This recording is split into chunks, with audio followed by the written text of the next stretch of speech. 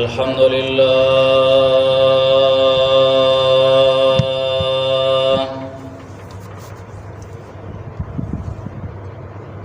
الحمد لله الذي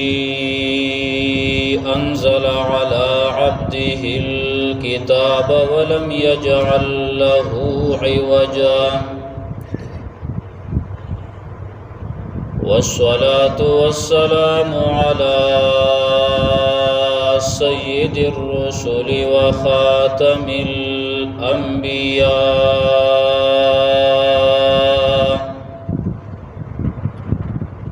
وعلى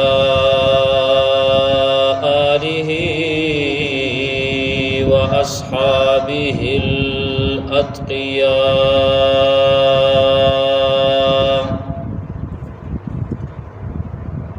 الذين هم خلاصة العرب العرباء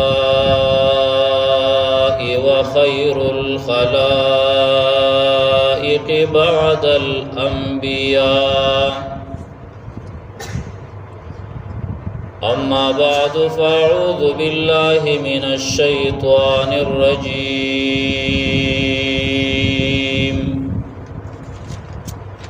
بسم الله الرحمن الرحيم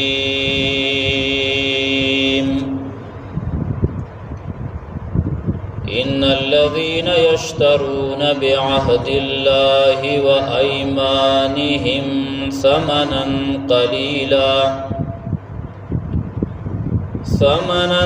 قليلا أولئك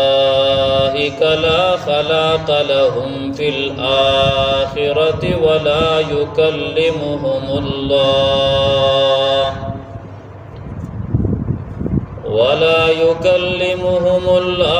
ولا ينظر إليهم يوم القيامة ولا يزكيهم ولهم عذاب أليم. وقال رسول الله صلى الله تعالى عليه وسلم من أخذ أرضا بغير حقها كلف أن يحمل ترابها المحشر. وقال رسول الله صلى الله تعالى عليه وسلم من ظلم قيد شبر من الأرض توقه من 7 أرضين.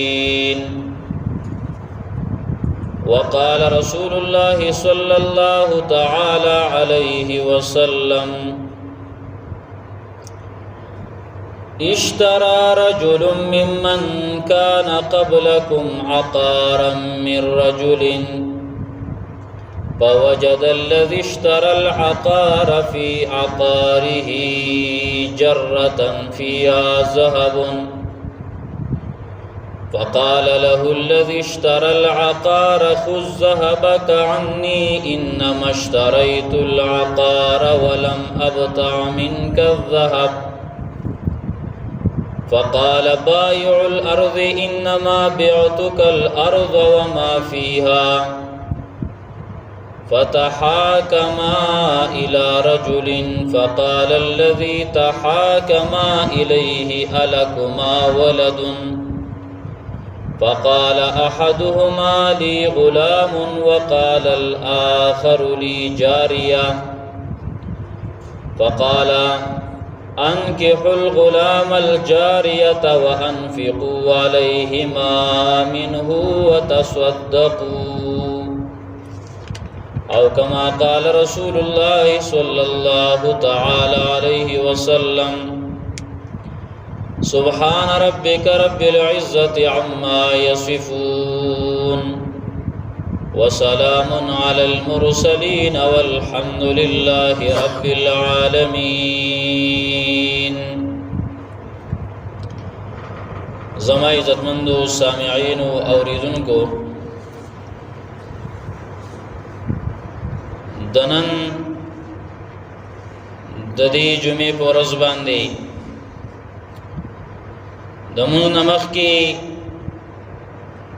زمن دری بیان موجوده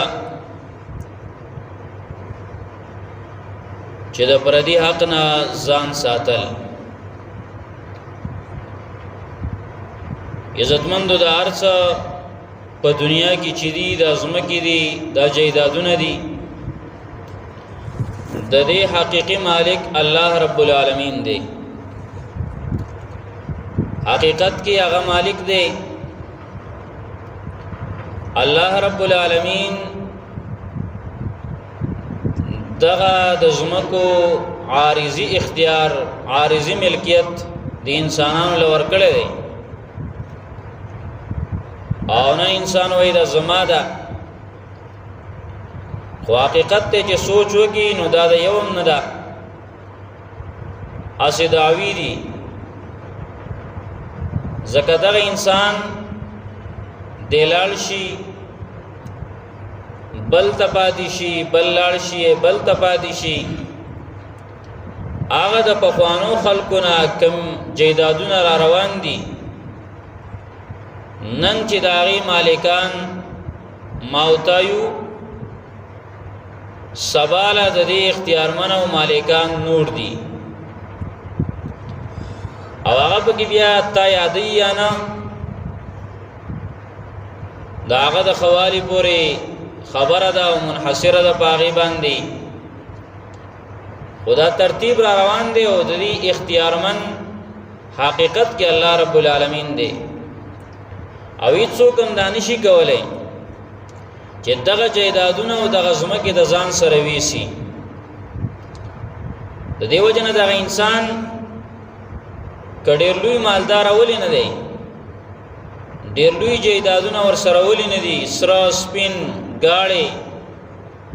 کورونه جیدادونه دار سو سره بشمیر دي خو هیڅ شی هم د دې زینه نشي وړي. تردیخ پلکټ او بسترم ځان سره قبر ته نشي وړي علاوه د مایوڅو مالوچونه د لګو مالوچونه چې د پسپېګمو باندې د غوګونو کې کی خودل شي ما سیوا د کپن او هغه کپنم ورسه چې کپن اخلي نو دا سينوي چې بس دکاندار ته چې خګران کپن را لراکا قیمتي کپن راکا وینا مړه سواده خو نه دی خدا سے بس گزارال کپنی را کراله هغه کمزور کپن هغه ځان سره ویسي هغه لګ مالوت د ځان سره ویسي خو هغه پورا بیا وړې نشي په دغه سفر کې دی پنیمای کې پاتې کیږي. ذکر دنیا سفر خود قبر پورې وو وز د قبر نه سفر شروع شو د عالم برزخ د برزخی زندګۍ سفر شروع شو او پای کې دا انسان د یخته پرې جېدو شي د اندامونه پرې جېدو شي او دا ختميږي نو هغه د انسان اندامونه ختم شي نو هغه مالوچ او کپن هغه با داغه نوم نشان نه د دې وجه عزتمندو حدیث کې راځي رسول الله صلی الله علیه وسلم فرمایي هغه انسان بدترین انسان دی چې د بل د دنیا د خکولو د پاره خپل آخرت تباہ کی د بل د دنیا د خکولو د پاره د خپل اولاد د پاره چې اولاد می مزیو کی داغه د پاره خپل آخرت تباہ کی د بدترین انسان دی ډیر شریر انسان دی. په حلال دی والله وکړه خو ټیک ده په حرام ولا مکه وزان وساته اغستا د خواري هغه جیداد بې اغستا د کړهونو د سختو جیداد بې هغه به خپل منس کې جګړه کوي یو روپۍ خیرات د پسینه کوي یو روپۍ صدقه در پسینه کوي لویش زمکا ستاد پارا هغه نه قرباني کوي د الله په دین باندې لویش زمکا نور کوي نن ولی ته د اغه د خواري د پاره خپل آخرت تباہ کې او خپل آخرت بربادي او په خپل باندې دی صبر نه دی او د بل ځمکه نسی نو ولې ځان تباہ کې ولې ځان بربادي عزتمندو کوم انسان د آخرت باندې یقیني په الله رب العالمین باندې یقیني نو هغه دې خبرو خیال ساتي او ځان د دې ساتي چې د پردې حق ونسی د دې وجه رسول الله صلی الله علیه وسلم فرمایي وان لله ملکا دا الله رب العالمین د طرفه یو فرشتہ مقرر ده یو ملک مقرر ده علی بیت المقدس په بیت المقدس باندې ینادی کل لیله هر شپه دغه ملک او دغه فرشتہ आवाजونه کوي و انسانان ووري من اكل حراما لم يقبل منه صرف ولا عدل چې چا حرام استعمال کړه حرام یو خړه نو داغه نه با نه نفلی عبادت قبول شي او نه بداغه نه فرضی عبادت قبول شي هغه عبادت اړو الله قبلینا چې پای کې د حرام پکې راغلي د پردې حق د غي سره شامل شوی او ځکه الله نه قبلای ځکه چې دغه انسان کدل تا دیو کی کنا خپل په ورځ د قیامت ته دی د خپل بدل اخلي نن کته ظالمی نن کته جابری او نن کته ډیر زیات ډله د در سره او زور دی زودی نیوا په عدالت کې دی وګټلا چالاکی دی کولا او دی ګټلا خو لیکن پورز د قیامت دغه مظلوم دغه کمزورې دستان اغستې شي ځکه بیا هغه عدالت د پاکستان عدالت نه دی هغه عدالت د دنیا عدالت نه دی چې کیسونه بچلیږي هغه عدالت د انصاف دی هغه عدالت د رب العالمین دی هغه عدالت د الله دی هغه عدالت زمونږ استاد د خالق دی هغه عدالت د رب العالمین دی هغه عدالت د خالق کائنات دی د ټول مخلوق پیدا کونکي دا هغه عدالت دی نو التبیا د کمزوري هغه کمزورتیا بیا ختمه ده بلکې هغه انسان به کمزوري چې کوم انسان په دنیا کې ظلمونه کړو کوم انسان په دنیا کې ظالمو چې کوم یو انسان په دنیا کې مظلومو التبداغه مزي نو د نفلی عبادت هم الله نه قبلای او د فرضی عبادت هم الله رب العالمین نه قبلای دغه شان عزتمند رسول الله صلی الله علیه وسلم فرمای ومن اشترى ثوبا ب10 دراهم وفي ثمنه درهم واحد درهم حرام لم يقبل الله صلاته ما دام عليه منه شيء یو انسان دی مثلا پلس درهم باندې جوړه واغستا او نبی علیہ الصلوۃ والسلام مثال پیش کړي مثلا پلس درهم باندې ځان له جامې واغستې ځان له کپڑے واغستې خو په ثمنه درهم واحد پدې کې یو روپۍ د حرام وا درهم حراما د حرام یو روپۍ یو درهم پکې د حرامو لسو کې یو د حرامو دی نو لم يقبل الله صلاته د عبادت الله رب العالمین نه قبلای ما دام علیه من شیء سو پوری چې دغه انسان په دې بدن باندې دغه کپړی نه یوازې کپړی نه انسان کم خوراک کړي دی خوراک در په خېټه کې دی د حرامو خیال نه ساتي د خپل غوانه خبر نه دی د چا په پټي کې سره د الله د خپل بيزینه خبر نه دی د چا په پټي کې سره د الله هیڅ خیال نه ساتي ورپری دي تاسو ټولې نه کله سړې په لارځي هغه یو پټي نه زغلې بل پټي ته ځي او دارنګ دومره ډېری بيزي اوس چې کوم نه دا فصل لا خطلې دی عزتمند دا د دې حرام نزان ساتي یو حرام ګډ شو دوست اب خېټه کې پروت دی هغه چې دې کړي دی داغي هغه یو ګډ ستا په خېټه کې پروت دی هغه کم څاروي دی هغه د پردي فصلې خړلې دی او داغي د وجنه هغه داغه غوخه جوړه شوې ده داغي نه جوړه شوې ده داغه وازګه جوړه شوې ده نو هغه په حرام باندې غټ شو هغه په حرام باندې لوي شو هغه ته چې د حرام روپۍ راوړي کور کې هغه باندې هغه ماشومان هغه په حرام باندې غټيږي عزتمندو نبی علیہ الصلوۃ والسلام فرمایي وای ک یو درهم پلسو کې یو درهم هغه د حرامو دا ټول الله رب العالمین نه قبلای زکا یو لوخه دی وبدي غټ یو ډرم پروت دی پای کې وب پرتی خمزیدارې یا شوده پراته دي خمزیدار خيستا او پای کې لږ چې کوم نو ګندګي ورواچوا ته ویل کدا خو لس کیلو دا شوده او دا ګندګي او دا امتیازي دا خو ته ما 1 کیلو ورچول دي نو دا ولې د ګندګي ټول څنګه چې دا ګندګي عزتمند دقشان ستا مال کروڑ روپۍ هغه ستا د حلال دي 1 لک هغه دې پکې د حرام شامل کړي 1,000 روپۍ دې د حرام شامل کړي دي یاد وساته دا 1 کروڑ روپۍ دې ټولې د حرامو اګند شوي پلید شوي اخراب شوي اکثر خلک په دې قربانو کې دا چل ول کوي یاره پلان کې روپۍ پکې نه لګو مدا حرامي دي نور پکې لګي دا ټول استعمال په دې سره حراميږي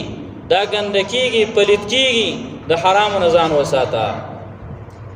نبی علیہ الصلوۃ والسلام فرمایي د عبادت الله نه قبلای صحابي دی عبد الله ابن عمر رضی الله تعالی عنہ فرمایي ورا دا د نبی علیہ الصلوۃ والسلام او د صحابه خبره تاسو ته کومه صحابي فرمایي عبد الله ابن عمر رضی الله تعالی زوی دی وياد ساتي لو صليتم حتى تكونوا كالحنايا کتاسو دومره منځونه وکي تر دې چې تاسو نه پختي جوړی شي یعنی دومره ټپ شي دومره خوار شي د پختو په شان کاغه شي دا ځکه انسان چې کله خوار شي او کمزور شي نداره سي ټټ شي کمزورتیا په ګراشي ملای ټټ شي چې کمزور نه طاقتوري ملای نه غي کمزوري په ګراشي ملای کته شي د کوک شي نبی عبد الله ابن عمر رضی الله تعالی عنہ فرمایي ک دومره ډیر منځونه وکي چې تاسو نه پختي جوړی شي او تاسو دومره ټپ شي د پختو په شان کاغه شي وسمتم حتا تكونوا كالاوتار او تاسو دومره ډیر روزي ونه سي تر دې چې تاسو نه ربړونه جوړ شي دام دومره نرم شي دومره نازک شي د ربړ په شان شي خو یاد وساتئ لم يقبل الله ذلك منكم الا بورع حاجز الله رب العالمین تاسو نه ګوره دغه منځونه دغه روزي نه قبلي څو پورې چې تاسو د حرام نه پرهیز نه کړي حاجز پرهیز هم نه کړي پرهیز د حرام نه پرهیز نه کړي په دغه منځونو مدو کېږي په دغه عبادتو مدو کېږي بلکې دغه ګندګي دا د دې ګندګي سره ستازله ګنده دي ستا عبادت په الله څنګه قبول کی دیو جن عزتمندو د حرام نه حتی الوس ځان ساتل دغه شان دغه عبد الله ابن عمر رضی الله تعالی عنہ فرمایي وی العباده مع اكل الحرام كالبنيان على السرقين وېدا د حرام چې انسان استعمالي پردې زمکه نیولا پردې جیداد نیولې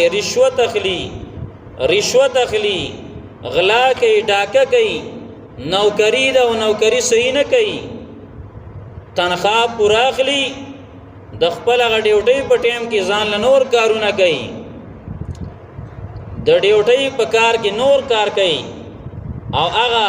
خپل ډیوټي په ټایم باندې نه کوي دا ټول په حرامو کې راځي نبی علیہ الصلوۃ والسلام عبد الله ابن عمر رضی الله تعالی عنہما فرمایي چې ردی هر څه سره عبادت کول د سیدی کل بنیان علی السرقین لکه په غشانو نه چې آبادی جوړه کی لکه د غشایانو نه دا غینه چې آبادی څوک جوړه کی یو کمره دې جوړه کړه نو کمره به ټینګ شي کمره نه ټینګي تش غشایان هغه نه دی یو آبادی سازه کړه څنګه چې دقه آبادی په زلدا دقه آبادی په پیدا ده دقه آبادی د دې څه پیدا نشته دقه شان د دې عبادت دم څه پیدا نشته چې د حرام سره دی دغه شان د محمد ابن ابراهیم رحمه الله هغه وی ابو سلمہ وای ما ته بیان وکړه وای دا ابو سلمہ وای چې زما او د خلکو په مابین کې پزمکه باندې جګړه وا وای زمکه باندې جګړه وا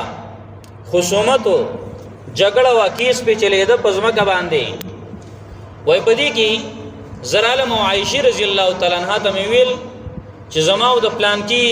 پزمکه باندې سم مسله ده او زما غسره زما په دعوت ده غم په دعوت ده وای ما ته عائشه رضی الله تعالی عنها ویل ویا ابا سلمہ اے ابو سلمہ اجتنب الارض د زمکه نزان وساته زمکه نزان وساته ځکه په ان النبي صلی الله علیه وسلم قال وای نبی علیہ الصلوۃ والسلام ویل دي د نبی علیہ السلام بیبی د عائشه رضی الله تعالی عنها وای نبی علیہ السلام ویل دي من ظلم قید شبر من الارض چا چې په ظلم باندې یو لوی زمکه واغسته ګورم مرلې نه دی ویلې یو لوی پلاټ نه دی ویلې یو لوی جیداد نه دی ویلې بلکې یو لوی ځینې خلک وای دا خلګي څه مسله باندې کوي یو لوی او دا جیداد قبضه کول دا ګوره دام په کې داخل دي چې دا خور نه قبضه کړي دي کې دام داخل دي ځینې خلک اړوي د قبضه نه وای دې تاړو حرام نه وای حالانکه لوی ظلم خدا دی چې هغه زنانو سره ظلم کې دا غي سره زیاته کې کاغه وای خپل حق وغواړي نو رشتہ ور سره کټ کې زمون کرامه راځي بیا هغه سره ظلم او زیاته کې دیو جن عزتمندو د ټولو نه لوی ظلم خدا دی څنګه چې د پردي سړی نه ته زمکه نسی داغه نه غټ جرمدار چې ته د خپل هغه د پلار په میراث کې خپل حق مانی او دارنګي د خپل اخور حق پکې نه مانی او ای پلار ظالما چې تکل جیدات تقسیمې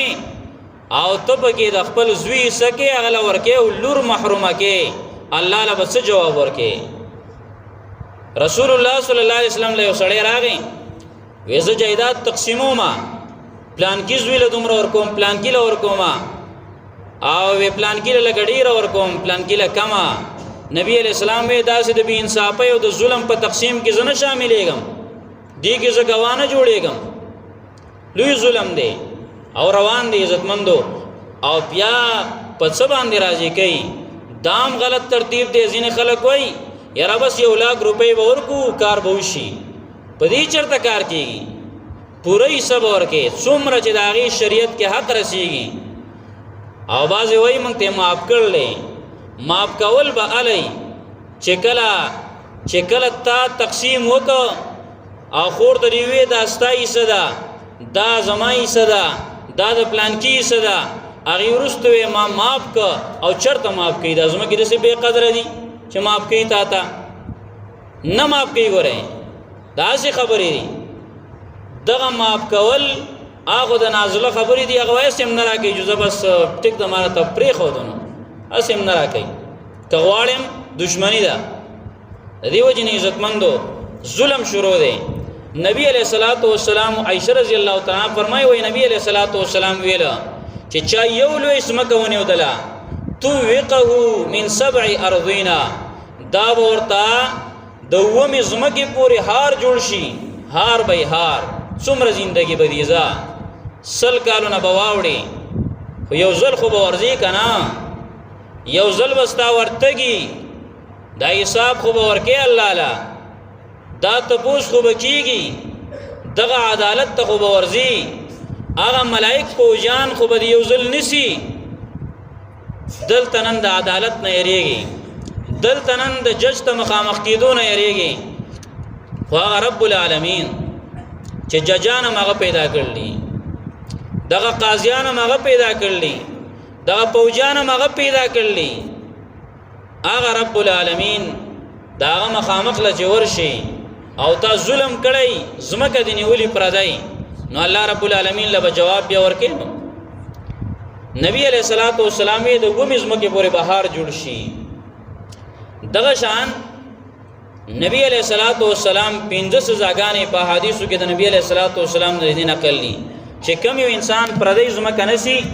15 سزاګانې باغیل الله رب العالمین ورکوي یو یحفر ترابها وګوره کدا الله کده وکړي را یحفر ترابها الله رب العالمین به ورته وایي شابه دا ځمکه اوس کنه د ومې ځمکې پورې کنه دا خاوره راوباسه دی به په دغه نور کې په دغه سخت کې په دغه تکلیفونو کې دې ته به انخته دا به راوباسي دا خاوره او هغه ځمکه عزتمندو ای پلاره چې تا د هغې نه لور محرومه کړې وه او صرف په زامنو تقسیم کړی و هغه زامن هغه ورې تا نشي خلاصولی هغه ته نه وایي چې بابا زه ته لږ سیټ ته شه موږ به یې وکنو نشي ویلی هغه وایي زه خپل کار کوه اوس پکې کړېږه اوس که نه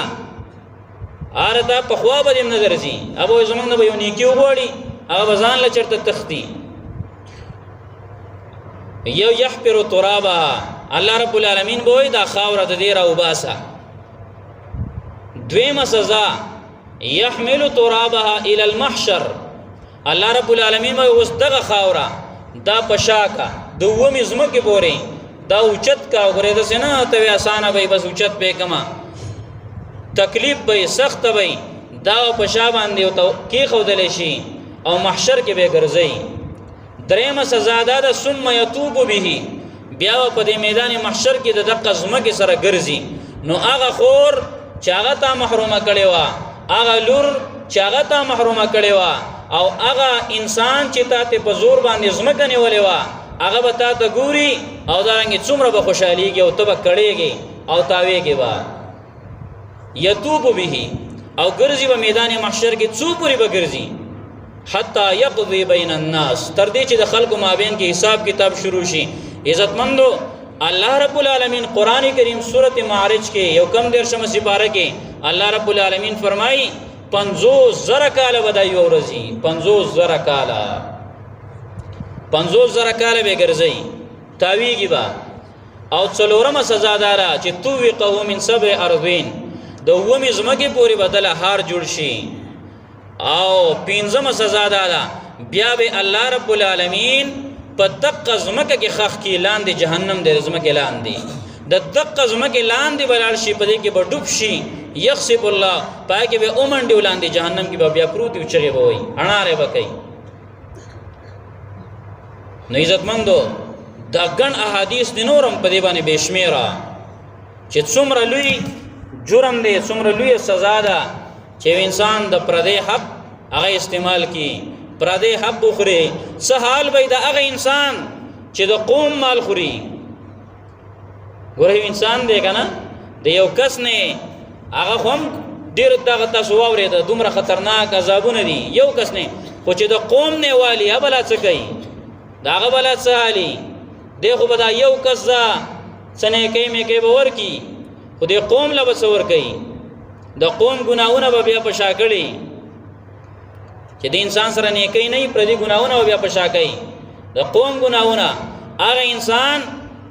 ګوره د زینو خبرو ته ځکه زوی مسجدونو ته منګاړو حرام نه وایو میټر دې نه دی لګولې کونډې دې چولې دا خو ته د ټول قوم مال دی وخړو د ټول قوم حرام هغه داغي حق دی وو هغه خدا پیسې چرالیږي په دې بیلونو کې هغه وایي دې طرف ته دې ځای باندې په دې ټرانسفارمر باندې څومره بجلی خرج شوې ده، نو هغه ټرانسفارمر ته خو تا میټر نه دی لګولی، تا خو کونډې اچولي، ستا هغه روپۍ په دې نورو تقسیم شوې، زما په بل کې مرالې، د بل په بل کې مرالې، د بل کې مرالې، دا ټول به بیا راځي کی، دا به خوشحاله کی. عزتمندو دې ټولو خبرو ته سوچ کول، میټر خلک نه لګي، حرام استعمالي، حرام بجلی استعمالي، پای کپڑی د کپړو وینځلو ماشين پاغي ولګي، کپړې وینځي، کپړې پاغي باندې استری کوي، اوبه پاغي باندې ګرمي، ادین علاوه پریچ پدی باندې چلی، دا غینه څومره مزي اخلي، پنکپی چلی پاغي څومره هوا پیس، دا ټول دا د حرام استاد استعمالي. دغه شان عزتمندو د دین علاوه نور ډیر حرام چیزونه چې هغه مثال په تور باندې د قوم د لپاره مشترک یو پیکیج وشي، د قوم د لپاره مشترک څه روپۍ وشي، د روډ د لپاره وشي، د بل څه د لپاره وشي، د قوم د لپاره، او هغه خلکو ته چې د هغې مستحق نه دي هغه استعمالوي، په هغې باندې لګي. تاله یو عهده درکړلی شوه، یو عهده راته میلاو شوه، مثلا زه مثال په طور باندې ته د زکات د هغه عهده راته میلاو شو چې زکات خلک مستحق ګوره، او ته پکې خپله پالټي ګورې، که هغه پالټۍ والا ستا ښه مالدار یې هغلی ورکې، نو زه وکه زه خو شته که نه، په یو سفر باندې روانې، یو عدالت ته ور روانې، هلته به الله رب العالمین له جواب ورکې. د قرآن کریم دغه آیت دی، د دې معنی کومه، الله رب العالمین فرمایي ان الذين يشترون بعهد الله، هغه کسان چې د الله رب العالمین په لوزونو باندې و ایمانهم او په خپلو قسمونو باندې اخلي ثمنا قلیلا، دا دنیا لګه څه مطلب، ځکه دا ټوله دنیا د الله بنیز لګه ده، ښه ځکه الله ډېر لوی ذات دی. که ستاسو خیال یو غریب انسان دی که نه، هغه ته 1000 روپۍ ډېرې دي که نه، غریب انسان دی نو چې 1000 روپۍ درکړې وای ډېر شی دي، خو ته یو ملک له یو مالدار له یو خان له هغه له ته 1000 روپۍ ورکړه، مړه وایي 1000 روپۍ پکې څه شی دی، 1000 روپۍ خو وایي ډېر شی نه دی. یو عام غریب انسان دی، د هغه دپاره یو 15000 روپۍ تنخواه مقرر شي، او یاره دا ډېر شی دی، خو ته د عام داسې د جج دپاره مقرر که، هغه به وایي نه چې په لکاو نه وي که نه، نو په هغې زما کار نه کېږي. هغه په نیز باندې د زرګه زرونه هېڅ شی نه دی، ځکه چې څومره انسان غټیږي نو هغومره د ده په نیز باندې هغه مال هم غټ. نو الله رب العالمین خو ټولو نه لوی دی، رب العالمین دی، هغه ته دا ټوله دنیا څه شی نه دی، دا ټوله دنیا لګه ده هغه ته. نو ځکه الله رب العالمین وایي چې دا لږه دنیا واخېسته، نو سزاګانې واوره، الله په خپله سزاګانې مقرر کړلې. ګوره هغه حدیث هم ما وویل، اوس د قرآن آیت ته ګوره، په قرآن کې خو موږ شک نه کوو عزتمندو، قرآن تاسو ته پته ده چې په دې کې شک کولو والا کافر دی. دې قرآن کې دقه سورت آل عمران دی، سورت آل عمران دی، او دغه شانته کې درېمه سپاره ده، په دې کې الله رب العالمین فرمایي چې دا خلک چې پردی ځمکې نیول دي، لا خلاق لهم فی الاخره، په آخرت کې هیڅ حصه نشته، یو سزا. دویم حصه په آخرت کې نشته، مطلب دا چې په جنت کې ځای نشته، جهنم ولا خړیر شی دی، خو آخرت کې جنت کې حصه نشته. دویمه سزا